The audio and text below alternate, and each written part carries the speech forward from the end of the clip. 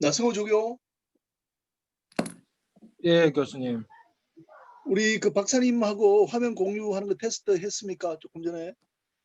예, 제가 이쪽에서 화면 공유하겠습니다. 아, 그렇게 됐어요. 예. 예, 예.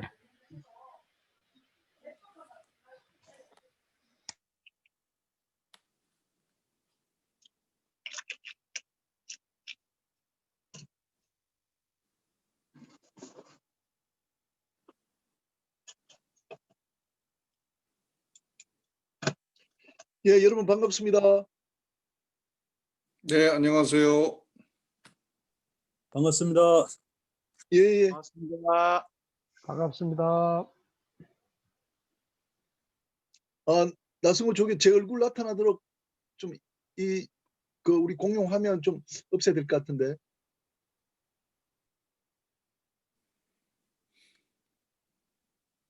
예, 여러분 반갑습니다. 저는 오늘 집에서 지금 스마트폰으로 이렇게 하고 있습니다. 전에 노트북으로 했었는데 몇 번 스마트폰으로 해도 잘 되었어요. 오늘 이걸로 한번 해보겠습니다. 여러분들 오늘 많이 참석해 주셔서 대단히 감사합니다. 오늘은 우리 바다 저자와의 대화 제 7회입니다. 그런데 오늘은 우리 지난번에 우리 강의해 주신 정필수 박사님을 또 다시 한번 모시고 역사 속의 물류인이라는 제목으로 강의를 다시 한번 더 듣도록 했습니다. 제가 이 책을 보니까 내용이 너무 좋아가지고 제가 개인적으로 여기저기 많이 이야기했습니다. 우리가 이제 해운 물류 쪽에 계시는 분들이 이 책을 몰라서는 안 될 것 같을 정도로 아주 바이블 수준이 아닌가 싶습니다. 어떻게 이렇게 그 방대한 내용을 다 연구하셔서 다 아마 고문헌일 텐데 이 책을 이렇게 하신지 모르겠습니다. 제가 소개해드린 바와 같이 박제가 또 허생전 뭐 등등 그 김정호 선생의 대동여지도 그리고 수원성을 쌓으면서 기중기를 만든 정약용 선생님 등에 대해서 이 물류의 관점에서 역사를 재조명해서 이런 좋은 책을 이렇게 만들어 주셨습니다. 우리 권정호 우리 그 사장님 읽어보시고 너무 좋다고 이렇게 말씀하셨습니다. 그래서 오늘 그 순서는 그 임상현 한국도서서 회장님께서 그 나오셨고 우리 고문현 교수님도 아마 오셨을 거예요. 그래서 고문현 교수님하고 임상현 교수님의 축사를 잠깐 듣고 한 시간 한 반 정도에 걸친 그 강의를 듣도록 하겠습니다. 그리고 강의를 듣고 나서 제가 안광현 사장님하고 또 우리 그 최영석 상무님 남성해운회 그리고 권정호 사장님 세 분한테 지정 토론 부탁을 드렸기 때문에 그런 순서로 하면 되겠습니다. 오늘은 특별히 두 분을 초청하지 않고 우리 정필수 박사님이 이 두 강의를 맡아서 이렇게 하도록 하겠습니다. 그래서 중간에 한 8시 경에 한 7시 50분 경에 한번 조금 쉬었다가 그렇게 하도록 하겠습니다. 우리 정 박사님에 대해서는 우리 다시 한번 제가 뭐 설명드릴 필요 없이 아주 유명하신 우리 그 물류 학자이시고요. 텍사스 대학 미국에서 아주 좋은 대학이지 않습니까? 텍사스 대학 오스틴에서 경제학 박사학위를 받으시고 KMI에서 해운 물류 쪽에 아주 천착을 하시고 현재는 한국종합물류연구원이라는 연구원을 만들어서 또 후학들에게 또 좋은 가르침을 주고 계십니다. 우리 정 박사님에게 박수 한번 일단 부탁드리겠습니다. 아유, 고맙습니다. 예, 우리 고문현 교수님 계시나요? 고문현 회장님 들어와 계세요?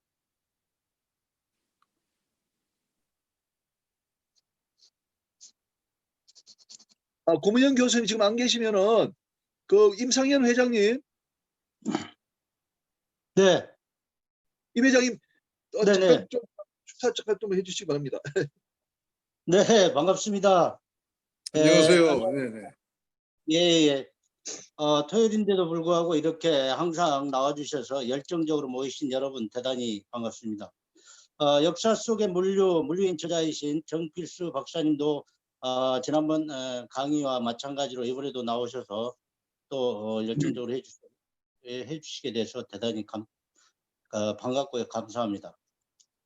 한 방울 한 방울을 그래 물이 모여서 강을 이루고 바다를 이루듯이 여기에 모이신 바다 분야 오피니언 리더분들이 뜻을 한데 모은다면 그 시너지로 우리나라의 해양 산업을 세계 어느 나라 못지않게 끌어올릴 수 있을 거라고 생각합니다. 참석해 주신 모든 분들께 감사드리고요. 항상 꼭 나와서 발표하지 않더라도 리더는 앞에 끌고 가는 것보다는 참석함으로써 멤버십을 형성해 주는 것도 하나의 리더가 아닌가 이렇게 보입니다. 여기 모이신 분들 대단히 감사드리고요.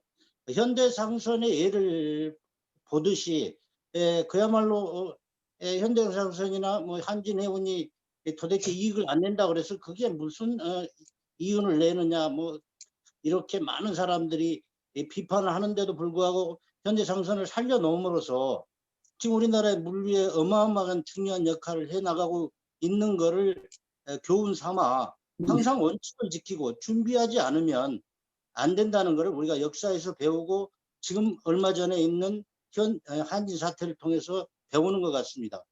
마찬가지로 우리가 이런 저자와의 대화를 통해서 미리 준비하고 항상 네트워크를 형성해서 뜻을 모은다면 앞으로 일어나는 모든 어려움을 극복해 낼 수 있을 거라고 확신합니다.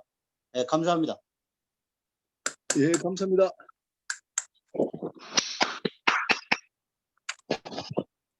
예, 그러면 우리 정필수 그 박사님으로부터 강의를 듣도록 하겠습니다. 강의를 듣고 나서 저희들이 또 토론도 하고 또 의견을 교환하는 시간을 갖도록 하겠습니다.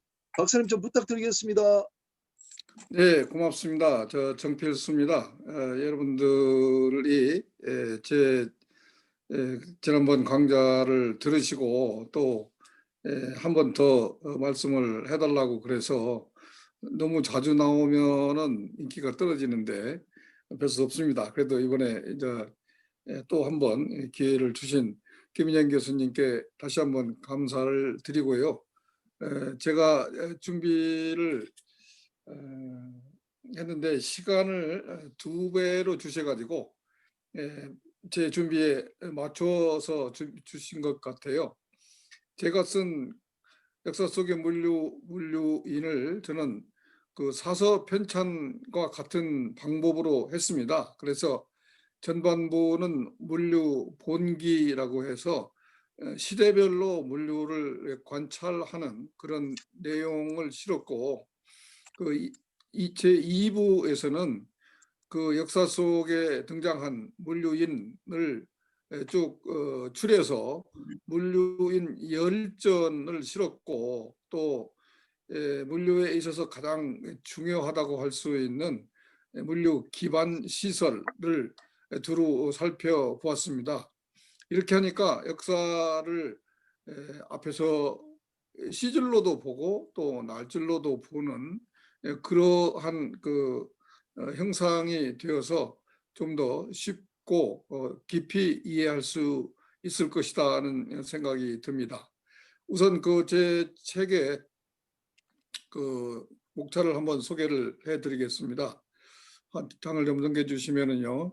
제 1편은 역사 속 물류의 발자취라고 해서 물류 본기입니다. 그래서 우리 역사가 시작된 삼국시대부터 시작해서 조선 말기 현대에 이르기까지 총 16장으로 설명을 하고 있습니다. 또 이어서 제2편에서는 넘겨주시겠어요? 역사 속 물류인 그다음에 물류 기반 시설이라고 해서 물류인 열전 또 물류 기반 시설을 소개하고 있는데요.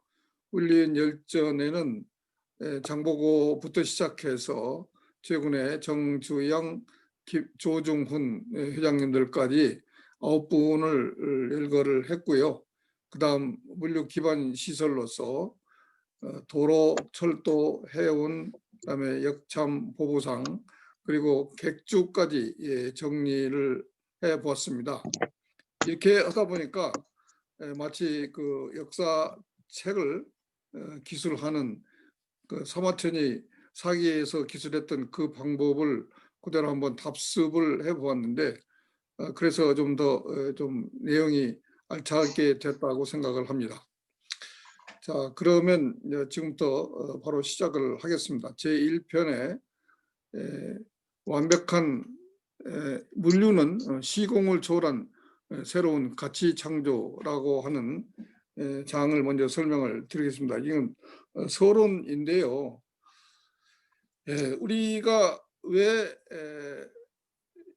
우리는 왜 바다를 멀리하고 바다에 가깝지 않게 살아왔을까요? 항상 그런 의구심을 갖게 되지 않습니까? 우리나라는 삼면이 바다로 나가는 그런 형국이기 때문에 다른 어떤 나라보다 바다를 더 가까이 하고 친숙해야 할 텐데 오랜 전통이 바다를 멀리하고 물가에 가지 않는 것을 우리 전통으로 했는데 과연 언제부터 그랬을까요? 그리고 그러한 바다를 멀리하는 전통은 과연 우리의 역사에 처음부터 그랬을까요? 이런 의문을 가지고 들여다보았습니다. 그랬더니 정말로 다행하게도 우리 역사상 바다는 우리에게 굉장히 가까웠었고 한때 우리는 해양민족이라고까지 할 정도였는데 근세 조선에 들어서 500년에 걸쳐서 해금 정책을 집행하다 보니까 바다와 멀리 되었고 우리가 바다로 진출하는 삼면이 바다로 나가는 그런 형태를 돌려서 삼면이 바다로 둘러싸여서 갈 곳은 북쪽밖에 없다.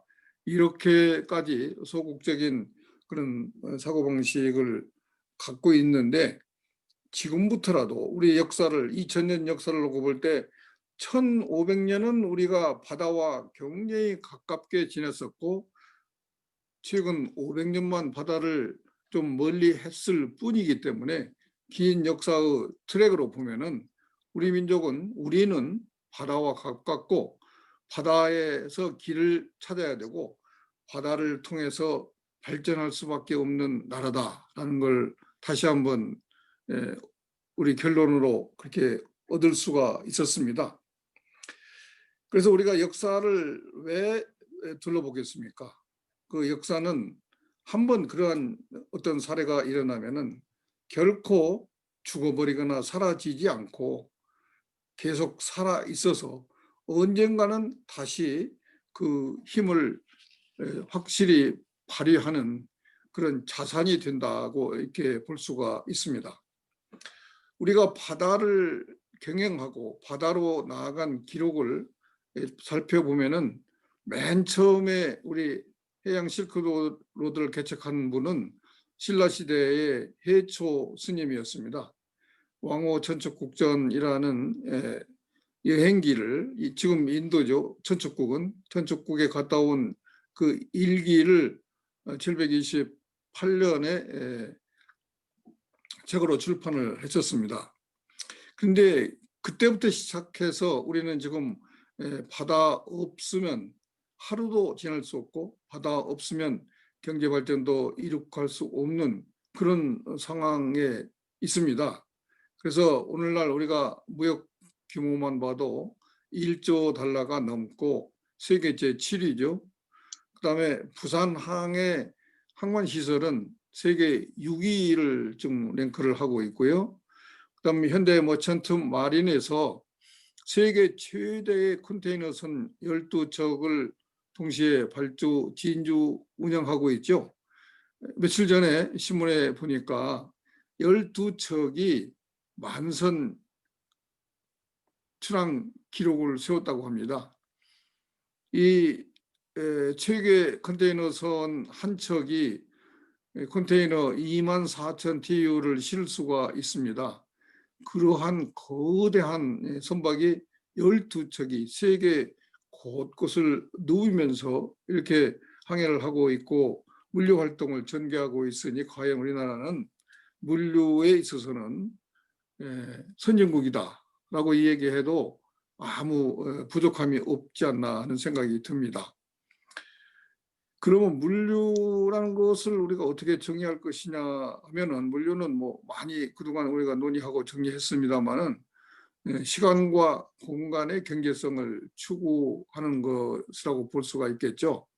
그러면 이 물류가 우리 역사에 언제부터 있었을까요? 이 물류를 시간과 공간의 경제성 추구하는 행동으로 본다면은, 경제 활동이 있으면 바로 물류가 손에 등과 안과 같이 있었다고 볼 수가 있겠습니다. 그래서 우리 역사를 쭉 거슬러 보면은 물류 수요는, 그러니까 교환의 수요, 유통의 수요는 정착 생활을 시작하면서부터 생겼지 않았을까 생각을 합니다. 그렇게 본다면은 그 삼국 시대가 우리나라 물류의 시원이라고 이렇게 볼 수가 있겠죠. 최근에 발견된 그 마도선은 정말 타임캡슐처럼 우리한테 과거 고려 시대의 당나라와 교류했던 그런 현상을 보여주고 있는데, 이러한 역사적인 유물을 보더라도 과거에 우리가 굉장히 바다와 친했었고 많이 이용을 하면서 살아왔다고 해 볼 수가 있겠습니다.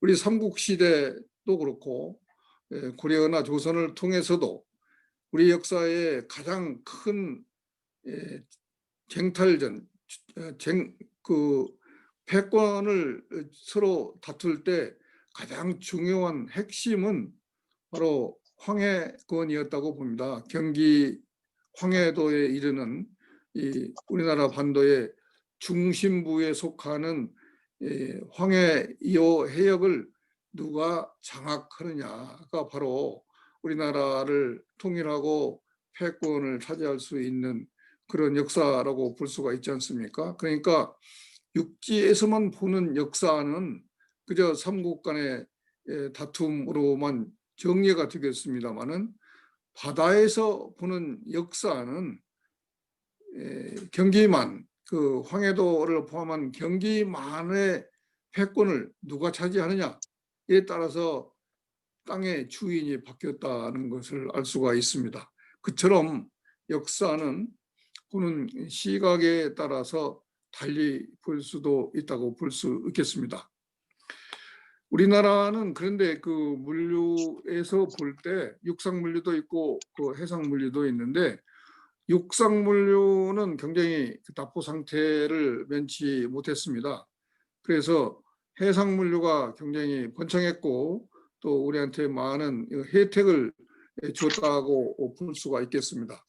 이러한 해상 물류가 장보고 대사를 비롯해서 고려 때까지 굉장히 번창하고 또 번영을 가져다 주었습니다마는, 조선시대에 들어서 명나라의 그리고 청나라의 정책을 그대로 답습하는 바람에 해금 정책을 추진했었습니다. 그때는 바다를 멀리하고 바다를 막아놓고 살았기 때문에 바다를 통한 물류가 전혀 발전하지 못했던 것이고, 그러다가 17세기 말에 가서 실학자들에 의해서 새로운 상업주의가 제시되고 또 거기에 따르는 물류의 중요성이 재론되면서 그 후에 또 1세기가 지난 다음에야 타이에 의해서 우리가 물류를 시작을 하게 되었습니다. 물론 그것은 이제 육상 물류나 해상 물류가 같이 시작됐다고 볼 수 있겠죠. 이런 물류 활동을 하는 데는 우선 도로, 철도, 항만의 그 건설과 확충이 굉장히 필요하죠. 오늘날 우리가 지금 살고 있는 오늘날 우리나라는 물류에 관한 SOC가 최상으로 잘 갖춰져 있는 그런 상태를 보이고 있기 때문에 가히 물류 선진국이라고 할 수가 있겠습니다. 우리가 지금까지 봐왔던 그러한 역사를 정리해 보면은 일목요연하게 우리가 물류 발전을 살펴볼 수가 있겠는데, 이러한 물류 발전을 시대별로 나누어서 다시 한번 보도록 하겠습니다. 다음 페이지예요. 우선 고구려를 먼저 보겠습니다. 이 고구려는 주변국보다 해상활동이 굉장히 앞서 있었다고 볼 수 있습니다. 고구려는 광대한 육상 권역을 통치하고 있었기 때문에 해상활동이 소홀하지 않았나 하고 생각하기가 쉬운데 절대 그렇지 않고요. 고구려도 해상에 나오기 위한 여러 가지 여건을 잘 갖추고 있었다고 볼 수 있습니다. 고구려 육상 지배권을 확보하고 난 후에는 송화강, 흑룡강 등 강권에 진출하였고, 이를 통해서 요동반도의 서안평을 통해서 중국 대륙과 교류를 했고, 또 더 남쪽으로 내려와서 황해권에 진출을 했습니다. 물론 그 전에 5세기경에는 중국의 남방에 오나라와도 교류를 했었습니다. 그리고 장수왕 시절에는 경기만을 장악하여서 신라와 백제를 중국과 격리시켜 놓고, 또 5세기경부터는 일본 열도와도 본격적인 교섭을 추진했습니다. 이 광개토왕 장수왕 시절에 고구려가 가장 광대한 영토, 가장 안정적인 통치권을 행사를 했는데, 안정적인 통치권 행사에는 이처럼 강력한 해상 활동이 뒷받침되었다고 볼 수 있습니다. 그러나 이것이 오래가지 못하고 백제 신라에 의해서 해상 통치권, 해상권을 놓쳤을 때 고구려도 같이 멸망했다고 볼 수 있기 때문에 삼국의 역사를 땅에서만 보는 역사가 아니고 바다에서 보는 역사를 기술한다면 그 원인이 더 명확하게 가려질 수 있지 않았나 생각을 해봅니다. 다음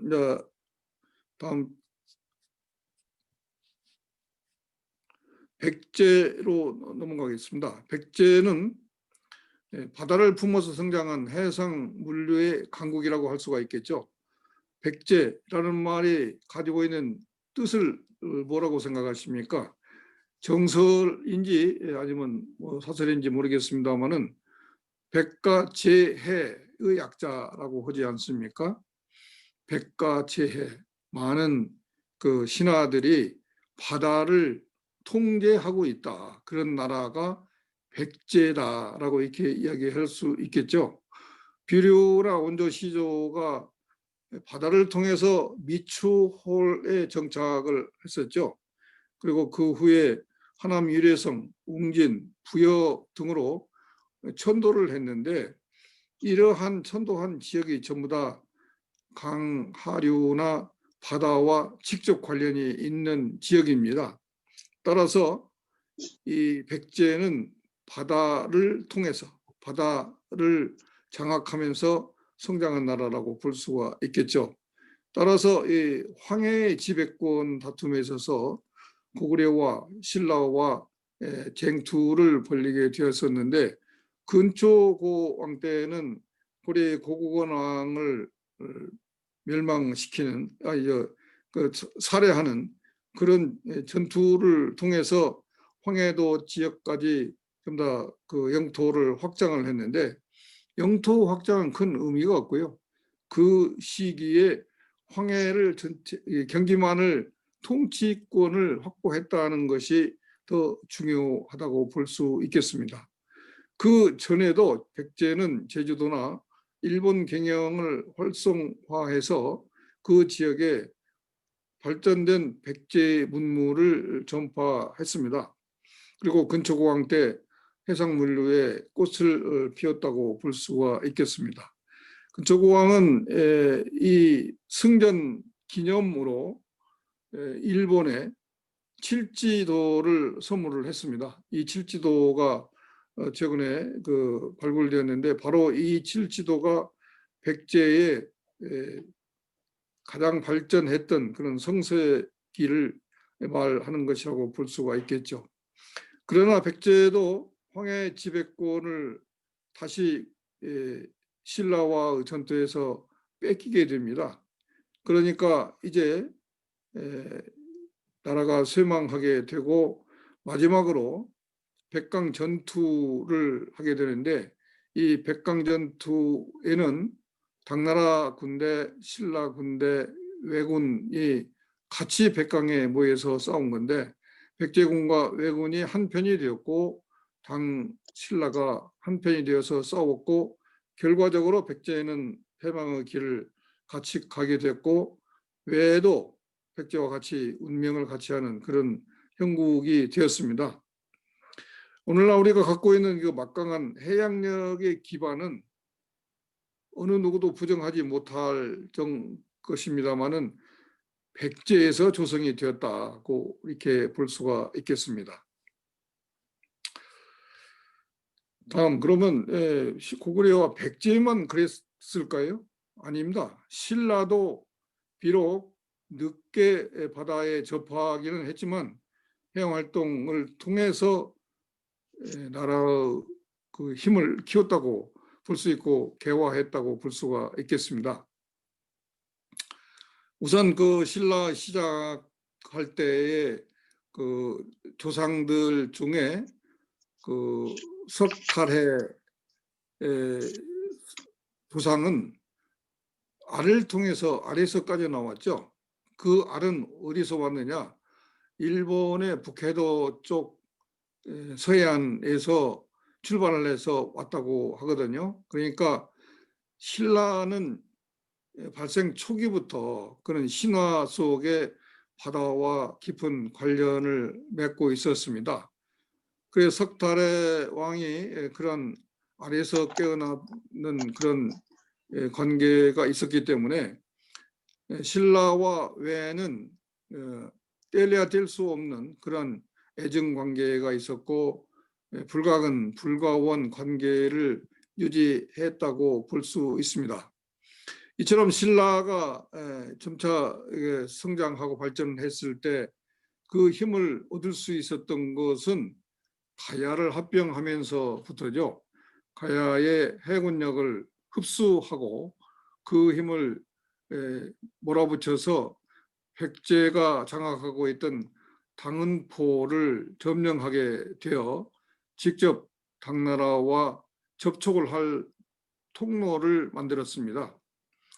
이처럼 그 신라에게는 중국과 접하려는 그 열망이 오랫동안 지속되었고 그러한 그 열망을 실현시키기 위해서는 반드시 서해안 쪽에 영토를 확보해야 했습니다.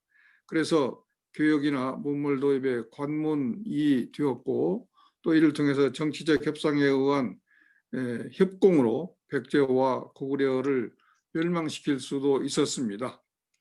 그처럼 신라는 우리가 아는 것보다 훨씬 앞선 조선술 항해술을 갖고 있었다고 할 수 있는데 김유신 장군이 당은포를 점령하고 나서 당은포 그 해운 항만을 운영할 기술자들을 어디서 데려왔냐 하면은 가락국에서 데려왔습니다. 가락국의 조선인 혹은 그 해운인들을 전부 다 당은포로 옮겨서 부족했던 신라의 해양 세력을 보완했는데 이것이 신라가 물류를 단시간 내에 자기 것으로 만들 수 있었던 하나의 좋은 여건이 되었다고 볼 수가 있겠습니다. 다음 다음 페이지로 넘겨주세요. 그 다음에 다음 페이지 넘겨주세요.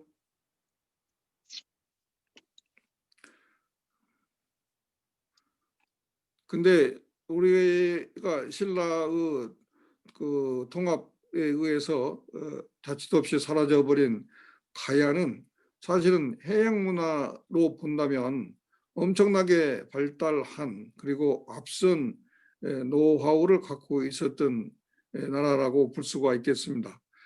잘 아시다시피 가야는 그 가야의 김수로 왕의 허왕후가 바다를 통해서 배를 타고 왔다고 하는 설화를 갖고 있지 않습니까?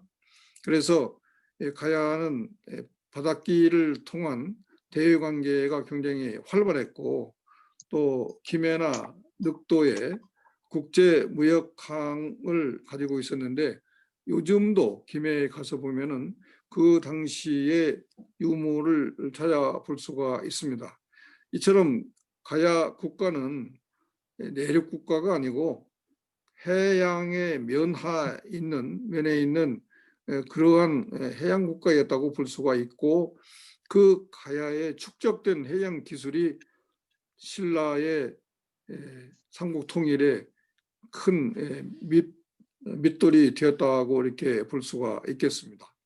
자, 가야는 이처럼 들국화 같은 그런 운명으로 역사 속에서 자취를 감추었지만 가야의 그 숨어 있던 해양 실력은 신라를 통해서 많이 꽃을 피웠다고 볼 수도 있죠.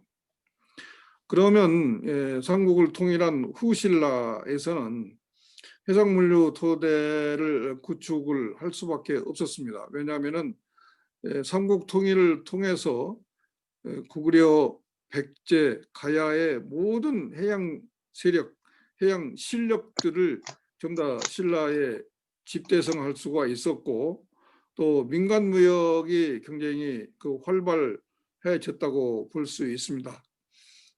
이처럼 그 후신라가 쇠퇴했음에도 불구하고 해상물류는 역사적으로 다시 이어져서 오늘날까지 이어진다고 볼 수가 있겠습니다.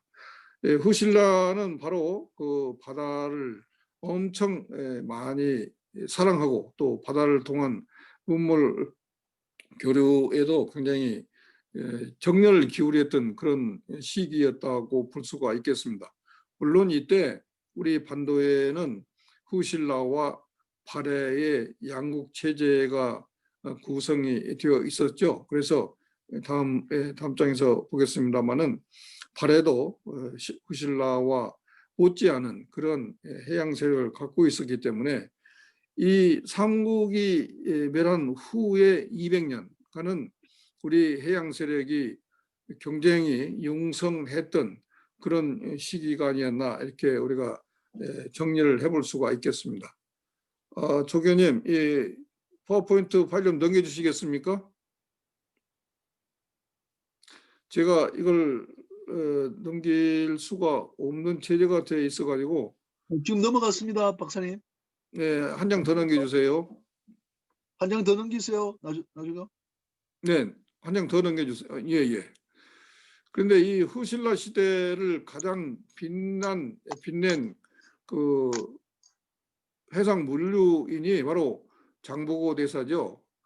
지난 시간에 장보고 대사를 집중적으로 조명을 해서 말씀을 드렸기 때문에 오늘은 간략하게만 말씀을 드리겠습니다만은 장보고 대사가 활약한 9세기는 바로 백제 패망한 60년 후가 되겠고 또 그로부터 또 100년 이내에 다시 그 정신이 고려로 승계되기 때문에 장보고 활약은 굉장히 중요했다고 볼 수가 있겠는데 자, 왕족이 아닌 사람한테 왕이란 칭호를 붙여주는 게 쉽지 않죠.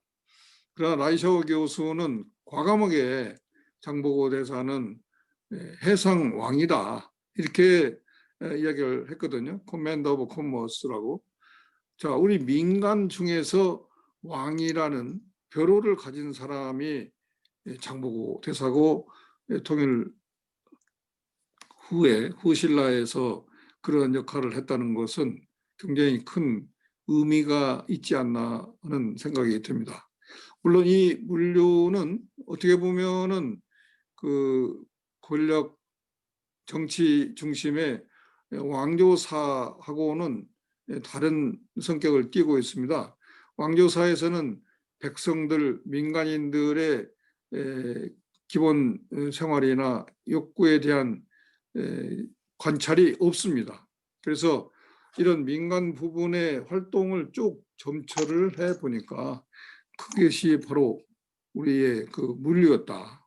우리 물류를 땅에서 보는 역사보다는 바다에서 보는 역사로 볼 때 그 역사가 굉장히 찬란했고 또 훌륭했었다고 이렇게 우리가 결론을 낼 수가 있는데, 그러한 면에서 보면 장보고 대사가 활약한 9세기에는 우리 역사에 우리 물류의 종합판이 그때 장보고 대사에 의해서 제시가 되었고, 또 우리는 그때 세우는 물류 종합판을 지금 다시 재현하려고 하고 있다, 이렇게 볼 수가 있겠습니다. 물론 지금 많은 부분은 재현되었고 그것이 세계적으로 인정을 받고 또 이게 국제 활동을 우리가 글로벌 코어로서 이런 역할을 하고 있습니다만은, 장보고 대사는 그 당시에 좀 범위가 좁기는 했습니다만은 중국과 신라와 일본을 통틀어서 황해권을 전체 장악을 하고 지배를 했는데, 그 황해권을 통한 교역 및 무역 활동이 글로벌 체제라고 볼 수가 있죠. 그러니까 글로벌 시스템 속에서 해상 왕이었다고 이렇게 볼 수가 있겠는데, 우리 역사에 이런 분이 있다는 것은 우리한테 엄청난 자부심을 심어주는 것이고, 우리가 발전할 수 있는 하나의 벤치마킹을 해볼 수 있는 그런 거라고 생각이 듭니다. 아까 잠깐 얘기했습니다마는 발해, 우리 양국 체제에 있어서 북쪽의 대부분을 차지하고 있던 발해는 고구려의 해양력을 이어받았다고 볼 수 있습니다. 물론 대저영이 세운 발해가 200년까지 가고 좀 사라졌습니다마는, 번성기에는 해동 성국이라고 불렀고, 또 중국에서도 고구려의 후계자라고 이렇게 인정을 했었습니다. 아까 말씀드렸듯이 고구려는 육상 패권만 장악한 것이 아니고 해상 세력이 굉장히 왕성했었기 때문에 그 고구려의 자녀 실력을 발해가 이어받았습니다. 그래서 발해의 문화가 굉장히 발전된 단계 높은 그런 상태를 유지할 수 있었고, 해상 활동에 있어서도 일본과 거의 2년에 한 번씩 사신을 받고 보내는, 그러니까 굉장히 빈번한 교류를 유지하고 있었다고 하는데, 자, 우리가 황해권에서만 활동을 했던 것에 비해서 발해는 동해권을 많이 그 활동의 주 해역으로 삼았다고 볼 수 있습니다. 그런 의미에서 발해의 해운 활동은 좀 더 깊은 관심을 가지고 분석해 볼 그런 필요가 있지 않나 하는 생각이 듭니다. 자, 이처럼 우리가 삼국시대를 또 정리를 해보면 바다와 깊은 역사를 가지고 있었고, 바다를 통한 물류가 왕성했을 때 나라가 따라서 왕성했고, 이런 바다를 통해서 장악했던 해상력이 약화되었을 때는 국가의 흥망성쇠까지도 결정이 됐다고 볼 수가 있습니다. 그러니까 지금까지 땅의 역사에서만, 육지에서만 바라본 역사를 가지고는 왜 나라가 이렇게 흥망성쇠가 이렇게 쉽게 되었는가 하는 것을 이해할 수 없었던 부분을 바다를 통해서 보는 역사를 통해서 다시 한번 우리가 명확하게 이해해 볼 수 있지 않을까, 이런 생각을 해봅니다. 자, 이어서 다음 장으로 넘겨주세요.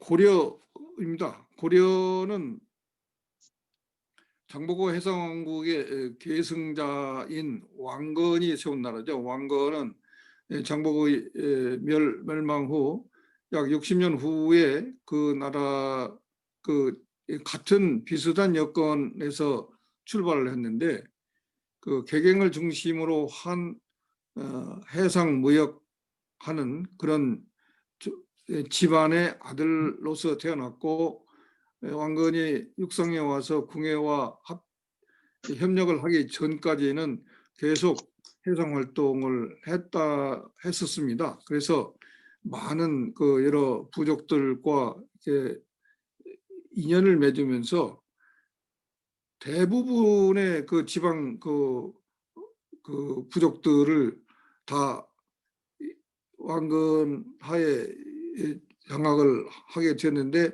그때도 해상 세력만은 상당한 권위를 갖고 있었고 권한이 있었다고 볼 수가 있겠습니다.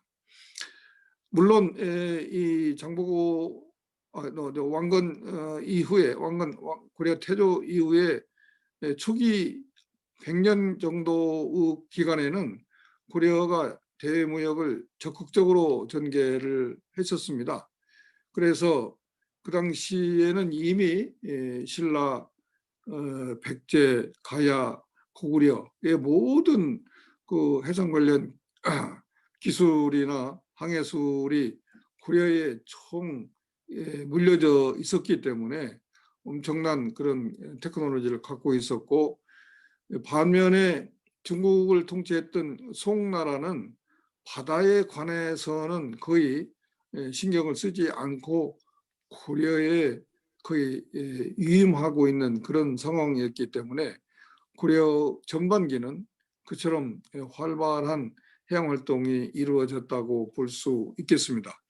그 중심지는 병난도라고 하는 그 무역항입니다. 이 도는 길도자가 아니고 삼수변에다가 도자인데 이게 노량진과 비슷한 그런 그 하나의 항구였다고 볼 수 있죠. 이 병난도는 예성강 하구에 있던 그 항만입니다. 그래서 이 항만이 당시에 고려의 무역의 중심지였었고 이때 세계적으로 알려진 이름이 코리어죠. 코리어가 그대로 외국에서 쓰기를 코리아라고 썼는데 우리는 이 찬란히 빛나던 고려의 문명을 지금도 이어받고 있지 않습니까?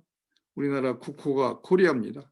그게 바로 고려 시대의 그 최절정기에 이뤘던 문화 문물의 교류, 장이었던 병난도 그리고 고려 전체가 중상주의 국가였다고 볼 수 있는데 고려가 그만큼 세계의 이름을 알리고 세계의 모든 다른 나라에서 우리나라를 알기를 바로 고려와 같은 고려 시대의 그런 나라다라고 이렇게 인정하기 때문에 우리나라 국호가 지금도 고려라고 이렇게 생각을 합니다. 다음 장으로 넘겨주시고요. 자, 고려 중심의 동아시아 교육 구조를 먼저 본다면은 고려는 그 당시에 중국을 장악 지배하고 있던 송과 호해 무역을 했습니다. 그래서 거의 같은 비율로 주고받는 그런 무역이었고 고려가 따라서 송이 해상 무역을 거의 신경 쓰지 않았기 때문에 글로벌 무역 체제의 리더 역할을 충분히 했다고 볼 수가 있겠습니다. 고려 시대의 무역은 꼭 그 송과만 한 것은 아니었고 또 공무역으로 거란과 여진과도 교역을 했습니다. 거란과 여진과 교역을 했던 그 이유는 바로 그 북방의 그 국경의 불안감을 해소하기 위해서 그렇게 했다고 볼 수가 있겠죠. 그다음에 고려 중기 이후에는 원나라가 다시 등장을 하게 되는데, 원이 고려를 많이 지배를 했기 때문에 원나라의 중심으로 교육 관계가 수립됐다고 볼 수가 있겠습니다. 원은 고려를 통해서 일본에 침략을 하려고 시도했다가 포기했죠. 이때 입증된 것이 바로 고려의 조선술이었습니다. 무려 340척의 전선을 불과 2개월 만에 완벽하게 만들어냈다는 것은 원도 생각지 못했던, 그리고 세계 어느 나라 역사에도 찾아볼 수 없는 굉장히 훌륭한 기술의 발휘였다고 볼 수 있는데, 이러한 고려의 축적된 기술은 바로 선대부터 내려온 많은 해운 물류의 역사의 결과라고 볼 수가 있겠습니다. 고려는 이처럼 동아시아 교역의 조정자 역할을 했습니다. 그래서 그 당시에 그 문물에 우리 역사에 많이 나오는데, 송나라의 청동 거울과 동전도 것이 나오는 것이고, 또 거란 글자가 새겨져 있는 청동 거울도 이게 발굴되는 것을 보면은 그 당시에 고려가 얼마나 꽃피웠던가, 고려 문화가 꽃피웠던가 하는 것을 알 수가 있겠습니다. 결국 고려는 한마디로 얘기해서 상인의 나라였습니다. 그리고 글로벌 교역의 중재자 역할을 해서 송, 외, 거란과 여쟁과 같이 다 교역을 하는 중개자, 교역의 그 중재자 역할을 했다고 볼 수가 있겠고, 고려는 단순한 교역뿐 아니라 상품과 함께 문화를 세계에 전파했습니다. 수공업이나 통화나 또 그때 발명된 금속 활자 등은 요즘 우리가 세계 각국에 전파하고 있는 K 컬처가 있죠. 영화 혹은 노래 혹은 뭐 다른 모든 분야에서 지금 우리가 세계 문화를 선도하고 있는데, 바로 이러한 활동은 고려시대와 흡사한 그런 활동이라고 볼 수가 있겠습니다. 옆에 지도에 보면은 당시에 무역이 활발했을 때 개경의 지도를 볼 수가 있는데, 오늘날 우리 서울의 서울보다도 더 넓은 면적의 아주 굉장히 사통 발달로 연결되는 도로망을 갖고 있었던 걸 볼 수가 있는데, 이처럼 화려했던 문화가 고려를 살찌웠다고 볼 수가 있겠습니다. 다음 장입니다. 고려의 다양한 대외 물류 활동을 보면은 고려와 송사에 이용된 그 황해 항로가 있었고, 고려 시대부터 조운 활동이 시작했습니다. 이 조운 활동은 국가에 필요한 세금을 쌀로 받았기 때문에 이러한 쌀을 이 병란도로 운반해서 사용할 수 있도록 했었는데, 이러한 그 좋은 방식이 고려 때부터 시작이 됐습니다.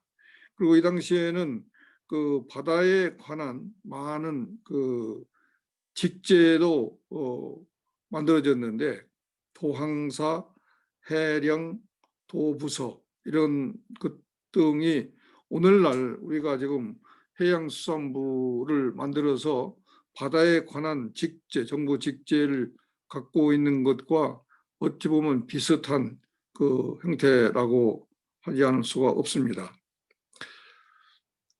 자, 이제 고려 시대를 거쳐서 이제 조선으로 넘어오는데, 조선 시대는 무작정 명나라 정책 베껴 따라하기를 하다가 보니까 명나라는 원나라를 없애기 위해, 원나라의 잔적을 없애기 위해서 해금 정책을 했는데, 조선은 이유 없이 명나라 정책을 그대로 카피해서 해금 정책을 했습니다. 그러다 보니까 바다를 멀리하게 되고, 또 대외 관계도 바다를 통해서는 전혀 하지 않고 육지를 통해서 명나라, 청나라와만 했다고 볼 수가 있겠습니다. 따라서 이러한 체제를 유지하다가 보니까 우리 그동안 오래 많이 발전시키고 쌓아왔던 그 해상 물류를 통한 그 기술이나 문화가 침체할 수밖에 없었다고 볼 수 있습니다. 그래서 전반적으로 볼 때 그렇다고 조선이 그런 그 대외 물류가 없었던 것은 아니죠. 육상을 통한 물류가 있었는데 이것이 그 명나라하고는 4대 관계, 그 여진이나 일본과는 교린 관계를 유지했다고 볼 수 있겠습니다. 그 한 장 넘겨주세요. 그래서 이 한 장 더요. 한 장 더 넘겨주세요. 그래서 이처럼 해양령이 배제된 조선의 대외 물류 활동은 굉장히 소극적이었고 거의 없었던 것이나 마찬가지다라고 이야기할 수가 있겠죠. 그래서 바다를 나가지 못하도록 막고 그랬기 때문에 조선 기술도 사라지지는 않았지만 별로 발전을 이룩하지는 못했다고 볼 수가 있겠습니다. 다만 조선은 고려에 의해서 좋은 선을 띄웠었는데 이 좋은 선을 통해서 그 해양력이 전달되고 있었다고만 볼 수가 있겠습니다. 이처럼 조선의 해양력은 계속 침체 상태에 있었지만 결코 후퇴하거나 사라지지는 않았습니다. 국가 전망의 위기에 처했을 때 이순신 장군은 거북선을 만들어서 왜적을 과감하게 물리칠 수가 있었는데 거북선을 만들고 운항하는 그 기술이 하루아침에 만들어졌겠습니까?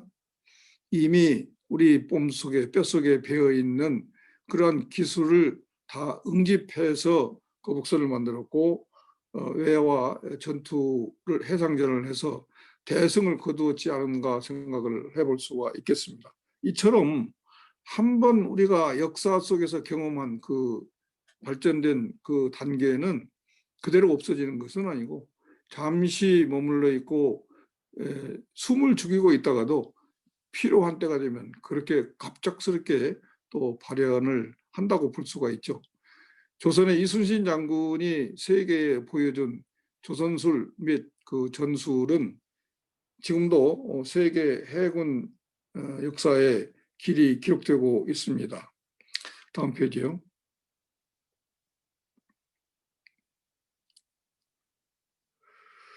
그런데 조선이 이처럼 그 소극적인 해양 정책을 하고 있다고 그리고 국민들이 어려움에 살고 있는데도 그걸 모른 척하고 그냥 넘어가고 있었는데 그게 17세기에 와서 정권쟁탈전이 심해지니까 거기에서 밀려난 남인 서인유들이 임야에 묻혀서 새로운 연구를 하게 됩니다. 이렇게 나라가 못 살고 어려운데 이것을 구해야지 이런 데로 그냥 넘어갈 수가 있겠나. 그래서 그때 세계 각국은 세계 서강 각국들은 새로운 변혁의 시절을 갖고 있었죠. 산업혁명도 그때 일어났고 또 많은 명예혁명 혹은 프랑스 독립전쟁 등이 있었기 때문에 새로운 신기술이 많이 발전되었었고 종교적으로도 또 발전된 그런 천주교가 좀 변래되고 있었는데 그러한 서양 세계의 움직임을 감지하고 맨 먼저 들어온 것이 병자호란 때 볼모로 잡혀가 있었던 소현세자가 처음으로 들어오면서 가지고 왔는데 불행하게도 소현세자는 귀국한 지 며칠 만에 명을 달리해 버렸습니다. 따라서 그 제대로 이어지지 못했습니다. 그 후에 사신으로 다녀온 사람들이 중국에서 유행되는 그 서양 신기술, 과학기술 등을 가져왔지만 그것이 큰 반향을 못 일으키다가 이 수광이 쓴 지복유설이나 유행원의 반개수록을 통해서 실학이 이제 점차 싹을 틔우기 시작합니다. 그래서 이 싹을 틔운 실학이 더 자라서 성모학파에 이르러서는 제도 개혁을 통해서 우리가 상업주의를 받아들여야 된다 하는 이야기를 하게 되었고, 또 북학파는 그 사신을 따라서 북경을 다녀왔던 그 사신들 일부가 청나라의 변화된 사실을 보고 청나라가 비록 오랑캐 나라라고 조선에서는 멀리하고 무시하지만 하나라도 배울 것이 있고 우리보다 앞선 것이 있으면 왜 그것을 무시해야 되느냐. 우리도 그걸 배우다가 우리나라의 경제 발전 혹은 국방 강화에 이용을 해야 된다고 주장한 북학파들이 있었습니다. 그래서 이 성호학파와 북학파가 한참 그 논리를 개발을 했었고, 그러한 논리를 이어받아서 다산 정약용과 연암 박지원이 이어받았습니다. 그래서 이때가 실학이 꽃을 피우는 그런 때라고 볼 수 있겠습니다만은, 결국 꽃도 조금 피다 시들었기 때문에 큰 결실은 아닙니다만, 다산과 박지원은 두 분 다 실학의 대가들이고, 그분들에 대해서는 2부에서 좀 더 자세히 설명을 드리겠습니다만은, 정약용은 농업을 통해서 경제 발전을 하고 국방을 강화하자 했고, 연암 박지원은 상업을 통해서 나라 전체 체제를 바꿔야 된다고 주장했던 것이 좀 차이가 있습니다. 중상주의 논리가 오늘날 우리 현대 세계의 경제 체제와 거의 흡사한 그런 체제라고 볼 수가 있습니다. 그 연암 박지원 선생은 그 상업 활동뿐이 아니라 무역을 통해서도 우리에게 없는 물자를 가져오고 남는 물자를 보내는 그러한 체제까지 가야 된다. 결국 해운을 살려야 된다. 그런 이야기를 했었습니다. 그래서 유통이 민생의 근본이 되고 또 무역은 시장을 확보하는 첩경이 된다고 했는데, 이처럼 멋진 주장이 이론에 그치고 말았습니다. 1800년에 정조대왕이 이 실학자들을 뒤에서 후원해주고 길을 살려주었던 정조대왕이 조를함에 따라서 척추 세력이 정권을 세도 세력이 잡게 되니까 근 100년간 그 후에 이 박지원의 손자 박제가가 또 다시 깃발을 올려서 새로운 새 안목을 제시합니다만은, 물류혁명의 깃발이 바로 그때 1860년대에 가서 시작되는 그런 시간, 타임 래그를 많이 갖게 되는 결과가 되었다고 볼 수 있겠습니다. 그래서 보면은 그 실학 정신은 그 19세기까지, 그렇죠. 19세기 중 1850년 60년대에 넘어와서서 겨우 뜻을 발휘하기 시작했습니다. 그래서 최한기라는 학자가 과학기술과 신지식에 그 관련된 많은 다양한 저술을 했었고, 또 이러한 분위기에 맞춰서 그 박 교수가 바로 박지원의 손자인데, 이 박 교수도 벼슬을 버리고 살림에 묻혀서 후진을 양성을 했는데, 그 후진들이 바로 그 개혁 3일 동안에 그 개혁 정치를 실현했던 그런 장본인들이 바로 박 교수의 제자들이라고 볼 수 있겠습니다. 어쨌든 그게 그렇게 실패하게 되니까 그런 그 개혁 개방이 미뤄질 줄 알았었는데 그때 이미 유해세에 의해서 개항을 하게 되었고 또 산업화가 시작되는데 그때부터 본격적인 물류 시대가 시작됐다고 볼 수 있겠습니다. 지금까지 제가 한 50분 정도 말씀을 드렸는데 여기까지 1편을 다 한번 말씀을 드렸습니다. 그래서 다시 한번 보면은 우리나라 역사를 볼 때 물류는 우리 경제 활동이 시작된 삼국시대부터 시작됐고 삼국시대 이후에 우리 물류가 육상 물류가 정체 상태에 있었기 때문에 해상 물류가 크게 발전을 했는데 해상 물류의 흐름을 잘 이용하고 활용한 나라가 결국 삼국을 통일하고 나라를 패권을 장악하는데 힘이 되었다는 것이 굉장히 중요하고 고려 시대에도 그 기술이 살아 있었고 조선을 통해서도 남아있던 기술이 오늘날 우리 해운 산업의 밑바탕이 되었다고 생각을 합니다. 1부를 마치고 한 5분 쉬었다가 다시 2부를 말씀드리겠습니다. 고맙습니다.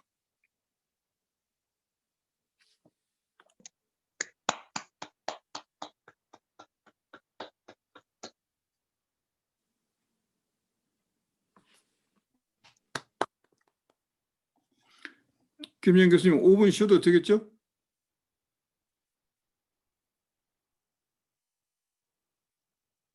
김 교수님. 예, 지금부터 5분 동안 쉬도록 하겠습니다. 쉬었다가 다시 돌겠습니다. 조금 쉬는 게 좋을 것 같습니다. 네. 네, 그렇게 하겠습니다.